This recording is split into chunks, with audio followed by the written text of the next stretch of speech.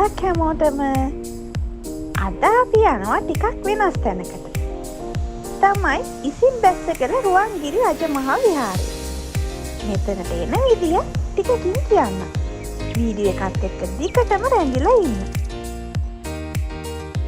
අපි පන්සල ඇතුළට ආවා. අපි මෙතන පන්සල පිටිපස්සේ තියෙන ගලට නගින්නයි යන්නේ. මෙතන මුලින්ම බුදුරජාණන් වහන්සේ පස්සක මහණුන්ට ධර්ම දේශනා කරපු තැන කියලා විශ්වාසයක් තියෙනවා. ඒක ඇත්තද නම් හරියටම අපි දන්නේ නැහැ. නමුත් එහෙම කියනවා. මෙතන පැරණි ස්තූපයක් එහෙමත් බලා ගන්න පුළුවන්.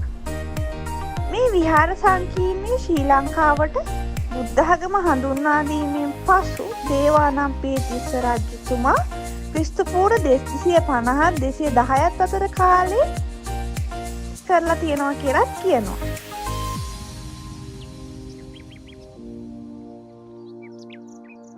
ඉතින් පඩිපෙළ වෙනම තියෙනවා. ඔයාලා කැමති නම් පඩිපෙළට යන්නත් පුළුවන්. ඒ වගේම ගල දිගේ යන්නත් පුළුවන්. අපි එහෙනම් උඩට නැගලාම බලමු මොනවද තියෙන්නේ කියලා.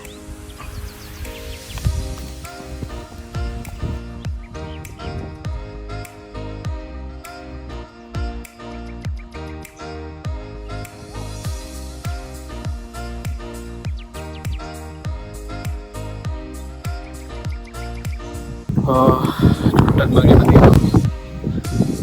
මට ඉතින් මාර ලස්සනයි. අනිතර පොළපාට එනවා මේකේ කොන්ක්‍රීට් එක අලුතෙන් දාලා තියෙන එක නේද? තාම හදාගෙන යනවා. මාර ලස්සනයි. අනුරාධපුරේ ආවොත් එහෙම ඉන්න හොඳ තැනක්. අපි අර ගිහලා හම්බ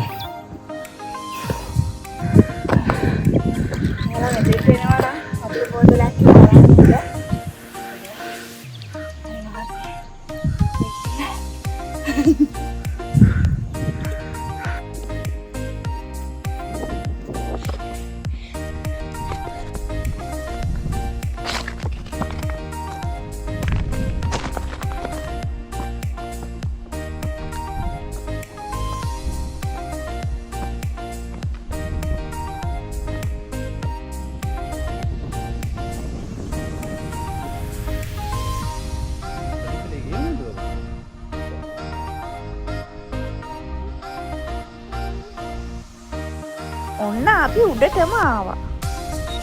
මාර ලස්සනයි.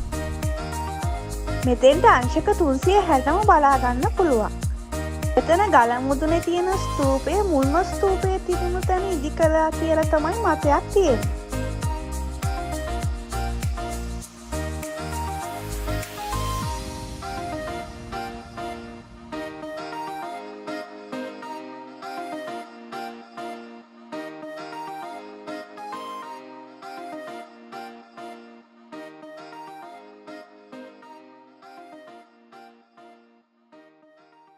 ඔයාලා මෙතනට එනවා නම් අනුරාධපුරයට ඇවිල්ලා මැදවච්චියට එන්න ඕනේ.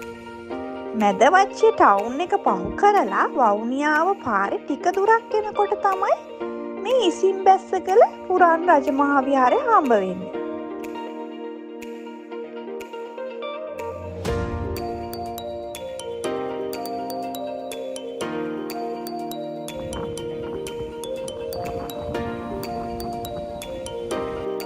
මෙතන ගල උඩට ගියපුවාම චෛත්‍ය බෝධීන් වහන්සේ වගේම භාවනා කුටියකුත් බලා ගන්න පුළුවන්.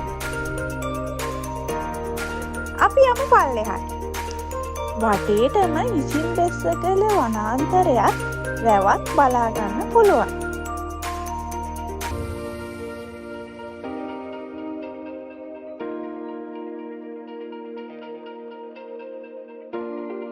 මෙතන ගල් ගුහාවක් තියෙනවා. මේක අරහත් ගුහාව කියලා කියනවා. අපිට බලන්න යන්න විදියක් නැහැ. අද මෙතන වහලා. අපි මෙතන ටික වෙලාවක් හිටියා. දැන් නම් අපිට යන්න වෙලාව හරි. එහෙනම් අපේ channel එක subscribe කරලා නැත්නම් subscribe කරලා තියාගන්න. අපේ වීඩියෝ එක ගැන ඔයාලට හිතන දේවල් කමෙන්ට් එකකින් කියන්න. අපේ වීඩියෝ වලට කැමති නම් ලයික් එකකුත් දාගෙන යන්න.